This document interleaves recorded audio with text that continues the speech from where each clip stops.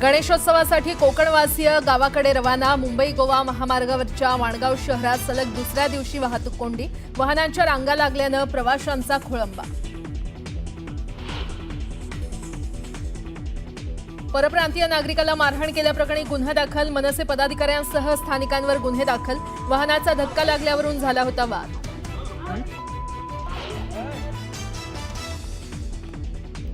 कोयना धरणाचे सर्व दरवाजे पुन्हा 1 फुटानं उघडले. 10,400 क्युसेकनं पाण्याचा विसर्ग सुरू. नदीकाठच्या लोकांना सतर्कतेचा इशारा.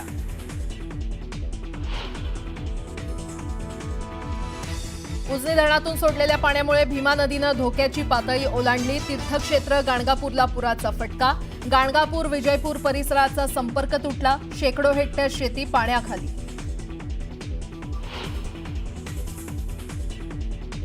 गणेशोत्सवासाठी कोकणात निघालेल्या प्रवाशांच्या बसला मुंबई गोवा हायवेवर भीषण आग. सुदैवानं बचावले 44 प्रवासी. आगीत बस जळून खाक.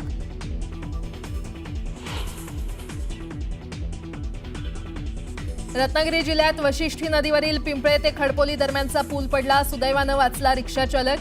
दसपटीकडे जाणारी वाहतूक बंद.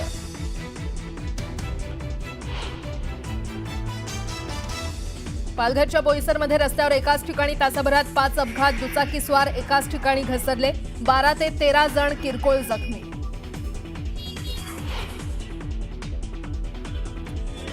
मुंबईला निघण्यापूर्वी बीडच्या मांजरसुंबा इथे आज जरांगे यांची अंतिम निर्णायक बैठक. सभेसाठी मोठ्या संख्येनं मराठा बांधव हजर राहण्याची शक्यता.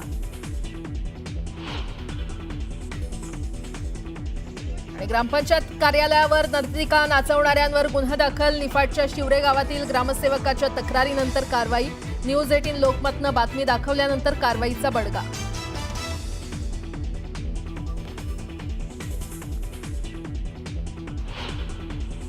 बुलेटिनमध्ये बघूयात गावाकडच्या 50 बातम्या.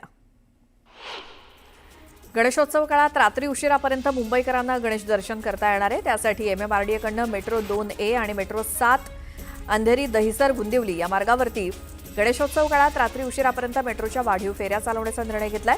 त्यामुळे गणेश भक्तांना मोठा दिलासा मिळणार आहे. गणेशोत्सव काळात मुंबईहून कोकणात जाणाऱ्या प्रवाशांची गर्दी लक्षात घेता रेल्वे प्रशासनानं यंदा विशेष तयारी केली आहे. छत्रपती शिवाजी महाराज टर्मिनस ते मडगाव दरम्यान धावणारी वंदे भारत एक्सप्रेस आता 8 ऐवजी 16 डब्यांसह धावणार आहे. त्यामुळे कोकणात गणेशोत्सवासाठी जाणाऱ्या गणेश भक्तांना मोठा दिलासा मिळणार आहे. मध्य रेल्वेवर सकाळी 11:05 पासून ते दुपारी 3:55 माटुंगा ते मुलुंड दरम्यान अप आणि डाऊन धीम्या मार्गावरती ब्लॉक घेण्यात येणार आहे. तर ट्रान्स हार्बर मार्गावरती ब्लॉकमुळे सकाळी 11:10 पासून ते दुपारी 4:10 ठाणे ते वाशी नेरूळ या दरम्यान रेल्वे सेवा पूर्णपणे बंद असेल. सोन्या चांदीच्या भावात पुन्हा वाढ होऊन सोनं 1,000 तर चांदी 2,500 रुपयांनी वधारली. सोनं 1,06,000 रुपये प्रति तोळा तर चांदी 1,17,500 रुपये प्रति किलोवरती पोहोचली आहे. एसटी बसनं प्रवास करणाऱ्या प्रवाशांची संख्या पूर्वीच्या तुलनेत कमी होते. त्यात बहुतांश बसेस 10 वर्षांपेक्षा जुन्या झाल्यामुळे दुरुस्ती खर्च वाढलाय. परिणामी राज्यभरात एसटीला प्रतिदिवस तब्बल 2 कोटी रुपयांचं नुकसान सहन करावं लागत असून संचित तोटा 1,000 कोटींवरती पोहोचलाय. घोडबंदर रोडवरती सुमारे 800 खड्डे पडल्यामुळे इथली वाहतूक कोंडी आणि अडथळे वाढले आहेत. गणपतीच्या आगमनाच्या अगोदरच या खड्ड्यांमुळे भक्तांना आणि वाहन चालकांना मोठा त्रास सहन करावा लागतोय. पावसाळ्याच्या पार्श्वभूमीवर राज्यात साथीच्या रोगांमध्ये वेगानं वाढ होते. सार्वजनिक आरोग्य विभागाच्या आकडेवारीनुसार जानेवारी ते 14 ऑगस्ट 2025 या कालावधीत राज्यभरात इन्फ्लुएन्झा आजाराचे 663 रुग्ण आढळले. त्यापैकी 140 रुग्ण हे मागील 1.5 महिन्यात आढळले असून 3 रुग्णांचा मृत्यू झाला. शालेय शिक्षण विभागानं इयत्ता 11वीसाठीच्या ऑनलाईन प्रवेश प्रक्रियेचा अंतिम टप्पा जाहीर केला. अजूनही प्रवेश न मिळालेल्या विद्यार्थ्यांसाठी ही शेवटची संधी असणार आहे. सोमवारी प्रवेशासाठी रिक्त राहिलेल्या जागा जाहीर होतील. इयत्ता 11वी प्रवेशाच्या अंतिम टप्प्यामध्ये विद्यार्थ्यांना पर्याय नोंदणीपासून ते जागा निश्चितीपर्यंत सर्व प्रक्रिया पूर्ण कराव्या लागणार आहेत. 11वी ऑनलाईन प्रवेश प्रक्रियेची ओपन टू ऑल पहिली विशेष फेरी पूर्ण झाल्यानंतर मुंबई विभागातनं 2,82,562 विद्यार्थ्यांनी प्रवेश घेतलेले असले तरी कला शाखेकडे विद्यार्थ्यांनी पाठ फिरवली असल्याचं निदर्शनास आलंय. मुंबई विभागातील एकूण जागांपैकी 53.27% जागा रिक्त राहिल्या आहेत. पुणे महापालिकेच्या प्रारूप प्रभाग रचनेमध्ये 38 क्रमांकाचा आंबेगाव ते कात्रज हा प्रभाग 5 सदस्यांचा करण्यात आलाय. 3 सदस्यांचे 3 प्रभाग रद्द करून ते 4 सदस्यांचे करण्यात आले. त्यामुळे लोहगावपासून ते कात्रजपर्यंत 16 प्रभागांच्या हद्दीमध्ये काही ठिकाणी किरकोळ तर काही ठिकाणी मोठे बदल झाले. याचा परिणाम थेट 64 नगरसेवकांवरती होणार आहे.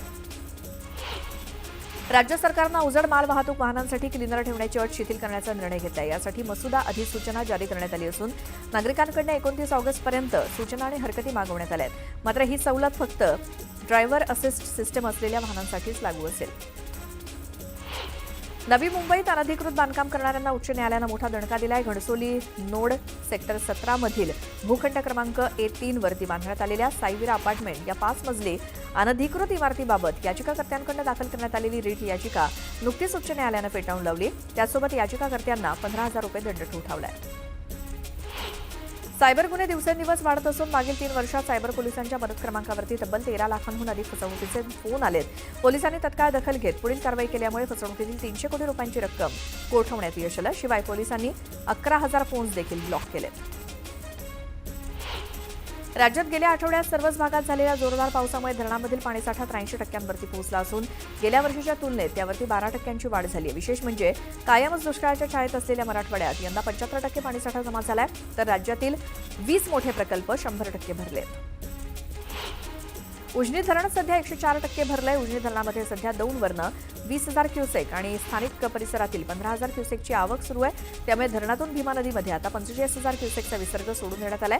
त्यासाठी उजनी धरणाचे 16 दरवाजे 3 फुटानं उघडलेत. संततधार कोसळणाऱ्या पावसामुळे मुंबईकरांची पाणी चिंता मिटलेली आहे. मुंबईला पाणीपुरवठा करणाऱ्या 7ही तलावांमध्ये तब्बल 95.74% पाणीसाठा जमा झाला असून पाणी कपातीची गरज नाही असं पाणीपुरवठा विभागाच्या अहवालातून स्पष्ट झालंय. मुळशी तालुक्यातील मुठा लावासा रोडची दुरवस्था कायम आहे. दुरवस्था झालेली आहे. त्यामुळे बांधकाम विभागाच्या हलगर्जीपणामुळे नाल्याचं पाणी रस्त्यावरती येत असल्यामुळे रस्त्याची दुरवस्था झाली. त्यामुळे वाहनचालकांना अडचणींचा सामना करावा लागतोय. अकोला जिल्ह्यातील उमरा गावानं एक आगळी वेगळी आणि ऐतिहासिक परंपरा जोपासली आहे. द्वारका उत्सव असं या परंपरेचं नाव आहे. पोळ्याच्या दुसऱ्या दिवशी उमरा गावात हा द्वारका उत्सव साजरा होतो. जळगावच्या जामनेरमध्ये पोळ्याच्या दुसऱ्या दिवशी 12 गाड्या उडण्याची परंपरा असते. यंदा शहरामध्ये एकाच दिवशी 3 ठिकाणी 12 गाड्या उडण्यात आल्या. 12 गाड्या बघण्यासाठी भाविकांची प्रचंड गर्दी झाली. जळगावच्या जामनेर तालुक्यातील वाकडी इथे पोळ्याच्या दुसऱ्या दिवशी दाखोबा यात्रा निमित्तानं कुस्तीचं आयोजन करण्यात आलं. या कार्यक्रमाचं उद्घाटन गिरीश महाजन यांच्या हस्ते करण्यात आलं. जळगावच्या 40 गावच्या वाघरू गावामध्ये रानडुकरांनी हाहाकार माजवला. शेतातील 1.5 एकर मका रानडुकरांना फस्त केला. त्यामुळे शेतकऱ्यांचं मोठं नुकसान झालं. मुख्यमंत्री माझी लाडकी बहीण योजनेचा लाभ घेणाऱ्या सरकारी कर्मचाऱ्यांवरती कारवाई करण्याचा निर्णय राज्य सरकारनं घेतलाय. त्यानुसार महिला आणि बालविकास विभागानं लाभार्थी 1183 कर्मचाऱ्यांची यादी ग्रामविकास विभागाकडे पाठवलेली आहे. या यादीमध्ये सोलापूर जिल्ह्यातील सर्वाधिक कर्मचाऱ्यांचा समावेश आहे. जळगावच्या वडोदा शिवारात वन्य प्राण्यांनी मका पीक अक्षरशः जमीनदोस्त केलं. आधी निसर्गाचं संकट, त्यानंतर आता वन्य प्राण्यांचा त्रास होत असल्यामुळे करायचं काय अशी व्यथा शेतकऱ्यांनी मांडली. तातडीनं पंचनामे करून मदतीची मागणी करण्यात आली आहे.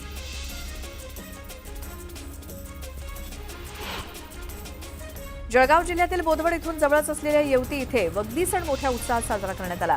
बैलगाडीच्या सोबतीनं गाव प्रदक्षिणा घालून जुंपलेल्या मानाच्या बैलगाड्यांची पूजा केली जाते. यावेळी बहिरोबा की जय या नामघोषानं परिसर दणाणून गेला. जळगाव जिल्ह्यातील भुसावळ तालुक्यातील साकेगाव इथे मरीमाता यात्रेनिमित्तानं 12 गाड्या उत्सव मोठ्या जल्लोषात साजरा करण्यात आला. 12 गाड्या बघण्याकरता संपूर्ण साकेगावकर तसंच परिसरातील नागरिकांनी मोठ्या संख्येनं गर्दी केली. महाराष्ट्र सीमेवर मध्य प्रदेशातील पांढुर्णा आणि सावरगाव या गावामध्ये जीवघेणी गोटमार खेळाची परंपरा आजही कायम आहे. सकाळपासून पांढुर्णा आणि सावरगाव या 2 गावामध्ये गोटमारीचा म्हणजेच दगडफेकीचा खेळ सुरू आहे. या गोटमारीमध्ये आतापर्यंत 200 पेक्षा अधिक ग्रामस्थ जखमी झाले.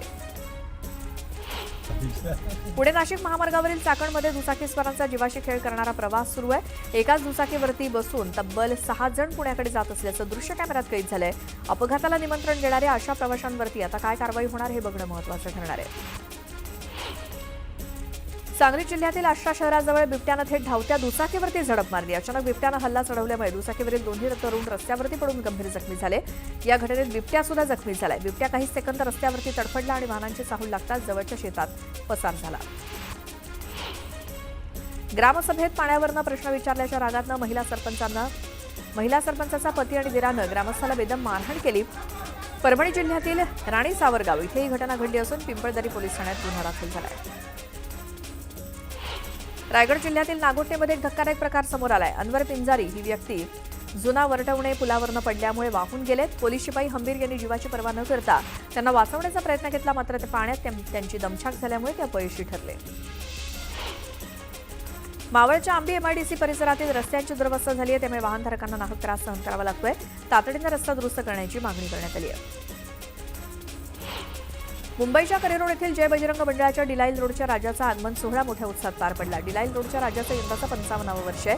दरम्यान पार पडलेल्या आगमन सोहळ्यामध्ये नागरिकांची मोठी गर्दी बघायला मिळाली.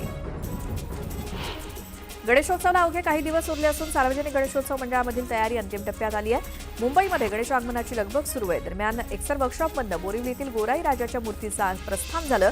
गोराईच्या राजाचं यंदाचं 31वं वर्ष आहे. कोकणामध्ये जाणाऱ्या गणेश भक्तांसाठी छत्रपती संभाजीनगर, बीड, परभणी, लातूर आणि नांदेड या 5 जिल्ह्यांमधनं 600 एसटी बसेस देण्यात आल्या आहेत. या एसटी बसेस मुंबई, ठाणे, कल्याण आणि डोंबिवली इथल्या भाविकांना कोकणात घेऊन जाणार आहेत.